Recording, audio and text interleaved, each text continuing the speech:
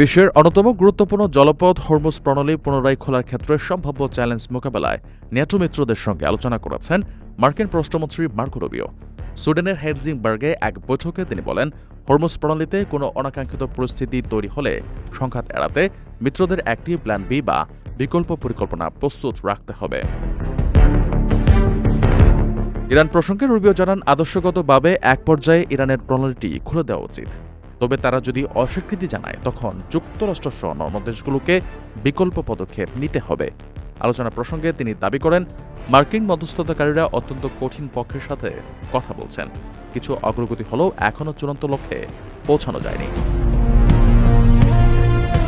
উল্লেখ্য, গত ২৮ ফেব্রুয়ারি যুক্তরাষ্ট্র ও ইসরায়েল বিমান হামলার পর ইরান কৌশলগতভাবে গুরুত্বপূর্ণ এই প্রণালীতে জাহাজ চলাচল সীমিত করে দেয়। ফলে পারস্য উপসাগরে তীব্র নিরাপত্তা ও জ্বালানি সংকট তৈরি হয়। বিশ্বের মোট তেল ও তরলীকৃত প্রাকৃতিক গ্যাসের প্রায় ১/৫ এই রুট দিয়ে পরিবাহিত হয়।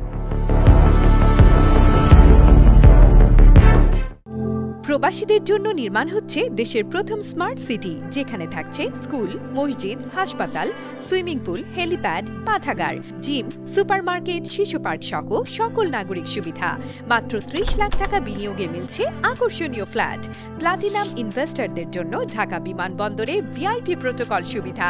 বিস্তারিত জানতে যোগাযোগ করুন স্ক্রিনে দেয়া হোয়াটসঅ্যাপ অথবা ইমো নাম্বারে।